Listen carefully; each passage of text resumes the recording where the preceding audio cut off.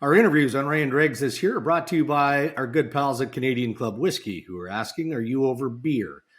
Why not try a refreshing CC Ginger Ale next time you're having a drink or watching a game?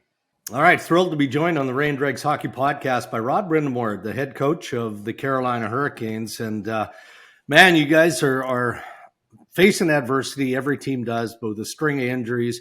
You still find a way to win, Rod. And I know you were pleased with the win and how you won, the 3-2 victory over the Seattle Kraken last night. But pretty good indication of how tight this league is, isn't it? Especially in the Metropolitan Division, where you guys happen to lose one, man. It's a problem with the way the Rangers are playing, the Penguins are playing, and the way that the Devils started the year. It's tough. It's tough. You're right. I think the league is just solid top to bottom. I mean, every night, if you're not dialed in and ready to go, you're going to be in one. And, the competitiveness, I think the whole league is just in good shape that way in our division. Like you mentioned, I don't know. I mean, every night we're not playing. I'm checking the scores. Okay, the Rangers are playing out west. They're playing. Oh, no, they win. And everybody just keeps winning, and it's like, all right. I mean, you don't really want to keep a score. It's so early in the year. You're not really checking the standings, but you understand that you gotta keep winning. Rod, you played a really straight ahead game when you played. Like there was always intensity to the game, and there seems to be that same delivery to your players. How do you balance that? Man, this is 82 games. And they can't have the tank full all the time with your personality. It's the best question ever, because I wrestle with that all the time, right? Like, listen, there's two races going on in this league, right? There's the race to the finish line to get to the playoffs, and then there's another race. And what do? Do you sit there and go, okay, look, well, the real race is that second one. But if you don't win the first one, you don't even get a sniff at that one. So how do you gauge it? So, we put the gas down or the foot on the pedal to make sure we get to a chance to get to that second race, and we'll deal with that one when we deal with it, if that makes sense. So, we have to, like your first question. I mean, what are we going to do? Try not to go out and play hard every night when we won't win. And so really the secret now is, do you back off practice times? Do you stay off the ice there? And that's really where I think over the year, especially this year, we've kind of done a little more of that, where we just don't practice. We're not going on the ice, giving these guys a little more time that way. But I think there's only one way to play the game when the puck gets dropped. Now, if you back off the practice time, does that mean more and shorter meetings? Like you still got to get your teaching stuff in, and exactly. You still got to find the way to get the information to the players. Is that how you do it? Right. So we'll, not to give away 100 secrets here, but I mean, not that there are. I think we kind of talk about that as, okay, here's our practice today, and it's a 10-minute meeting, and that's so, because I actually do think at this point of the year, you're kind of getting, what are you getting out of practice after you played the night before? Not a lot, to be honest. So let's see, maybe we can sum it up in the video. We got a great video coach who dials it all up for us. And I think you can get better teaching that way than actually going out and trying to practice it when guys are a little banged up or, not quite into it. So I don't know. There's probably an art to it, and you're trying to figure that out just by feel, to be honest with you. Did you have a favorite player when you were a kid? Well, you did. I'm sure you did. Who was your guy growing up, and did you steal anything from him? Well, when I was young, I mean, everyone did, right? Ray, you did, I'm sure. My guy was Guy Lafleur when I first started as a young kid. And oh yeah, you guys played a similar game. Well, no, but listen, everybody wanted to play like that. Doesn't mean you could. Yeah. I like Bobby Orr. What the hell was I going to do? There you go. I was in the Guy Lafleur fan club.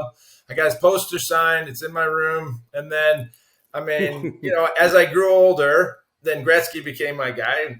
Everyone wanted to be like Gretzky. But the Guy Lafleur thing is interesting because here I am idolizing this guy, growing up. And I get in the NHL and I look over him. Remember, he was playing with the Nordiques, right? He kind of went away and then he comes back and I'm lined up and there he is, he's sitting beside me at center ice in Quebec. That was kind of a surreal moment. And I had Mario Marois, you remember? He was friends with Guy Lafleur. So he knew I talked to him, and he goes over after the game, made sure Guy signs me a stick. And so I still have that, with me. That was kind of a surreal moment, long time ago, but pretty special.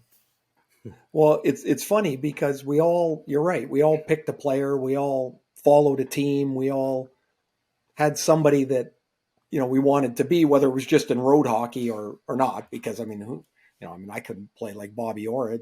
How the hell was that going to happen? Right. But as you're going through your career, like you start to accumulate some amazing numbers, and you were a beast to play against. I really disliked playing against you. You were too strong, too big, and too good. But when you guys won the cup in 06, at what point in your career did it become more about winning as opposed to just staying in the league? Because I think when we're all young, we're just trying to stay in the league. Yeah, that's another great point. I think, and there's truth to it.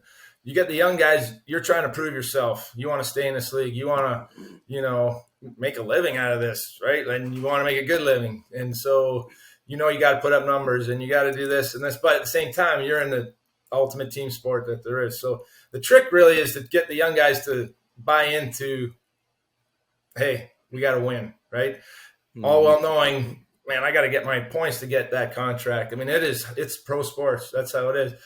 I was pretty fortunate. I don't know what it was in me that I always wanted to win. Like I knew winning the Stanley Cup was all that. I think it's just because that's what when I grew up, that's all I wanted to do. I didn't think about money. I didn't think about, it was just, I got to win this championship. And so I was pretty lucky that way. And then as you get older, you know how it goes, right? Your years start ticking by and you're like, oh boy, are we going to get another chance? And so I got real fortunate that 06 year there was like 10 of us that were in the exact same boat, where it was like, look across and this guy's never won and that guy's never won. And yet you got 1,000 games and you kind of knew something had to happen now. And that little bit of urgency is probably the difference, right? That puts you over the edge. Rod Brind'Amour joining us on the Ray and Dregs Hockey Podcast. Rod, right off the top of the segment, you talked about, man, it shouldn't be as busy as it is, but the reality today is one of those days where everything's going on. So I want to ask you about balance, because it's so difficult for anybody associated in pro sport. Your son Brooks, I'm told, plays on the U12 team with Brent Burns' son and Justin Williams' daughter. You've got Skyler, who's playing in Quinnipiac, having a real good year there. How do you watch all those games? How do you get to those games? How do you stay involved with your kids in that? You guys are on it today with another great question. So this literally just happened. So I said I was real busy today. So the practice ended for us, and then Brooks, my son, had a game out. He's at Notre Dame. They have a tournament, and so I whipped and watched it on Live Barn in my office. That's awesome. And then jumped in the car, walked in here a minute before this interview. My son Skyler just got home for Christmas, and I just hear him walking in the door, right? So there's a lot of things going on, and you know what? It's a great time, though. I love it. I watch his game, Skyler, on ESPN+. I can watch the games, and then I'm doing this with Brooks. So when Brooks is home, I'm coaching. It's busy, but it's great busy. I mean, you guys know it. I mean, I don't know, Dregs, I already know if you have kids. I know Ray does, and he's done this with the older guys, and I'm sure he's doing it with the next group coming through. That's what life's about. So I'm not complaining one bit about that. I enjoy every minute of it. Sounds like you're coaching a lot. You got a lot of players, man. You wouldn't believe it. Like when I started coaching as an assistant, I was coaching my son Skyler kind of on the side, and I would throw drills in to see if they would work, just to see, because maybe one day I'm going to be a head coach. And so I'm practicing. And then when I became a head coach, I was like, this drill is going to work, that I was working with the 12U team or, whatever. And so it is kind of funny how little things can help you. I will say coaching young kids gives you passion. Like you see, they just play the game because they love it. And that's kind of refreshing too sometimes when you get in our world coaching for the real and the business side of things, and then you see the young kids with the smiles and the celebrations after they score goals that mean nothing, but they think it's the greatest thing ever. Right. That certainly brings you back to reality. Dregs mentioned Brent Burns' son is on that U12 team. So you guys make a deal to bring Burns in the summer. Enormous personality, right? He's just so entertaining to watch, yet he seems just perfect for you guys. Totally. Is that the case? I mean, plays with Slavin, which is not a bad guy to roll out there with. That's a hell of a pair for you. Right. I think two things you mentioned. It was a two for trade because we brought in the big Burnsy to help us, and then we got his kids really good too. So we benefited on both sides of the Hurricanes, organization. But as far as Brent, I think it's been great to have him. Number one, he's still at a high level. I know he's 37 or whatever, but I think it's been good for him because at that age, and Ray, at the end of your years, to have a jolt, he gets thrown into a new environment, new system. He feels like a kid again because he's having to learn the game a little differently, where he was just kind of probably not going through the motions, but he's like every day he's learning new stuff and he wants to. Like this guy's been around forever, been one of the best defensemen in the NHL, and he's coming in for video work and like, I got to get better at this. I got to understand it. And that's refreshing to have a guy that's that much of a pro, done everything except win, right? And, that's kind of his last thing on his, resume that he's out to do. And it's impressive to watch him. Rod, tell us a little bit about, I spent a couple of weeks in Carolina last year in the playoffs, and I was really taken aback with how loud and how passionate and how involved everybody is around your team. Tell us a little bit about what hockey's like in Raleigh and how it's grown since 2006 when you guys won the Cup even. It's an incredible place to live, first of all. I've been here now 22 years, and it's I never thought that when I got here. When I first showed up here, I was like, what am I doing here? There's 8,000 fans at the first game. I remember thinking, is this a practice? Like, I take it for granted playing in Philadelphia where you get sold out building. And then I was like, whoa, I mean, it took an adjustment period. But one thing I noticed right away was just how the people are really nice down here. And not that people aren't nice everywhere, but there's just something a little different, the Southern hospitality is the real thing. And then you get to realize the area is phenomenal. And so anyway, that kind of takes care of that side of the thing. The growth in hockey, I'll try to sum it up quickly. When I first got here, I lived here year round, so I'd go train at the practice rink, and then I'd pay $10 and do the stick and puck because no one was on the ice. So there'd be like 3 people skating around. So I'd just go, hey, I need 45 minutes. Do you mind? I'm going to take this end, and they'd go down there. I'd get my workouts in.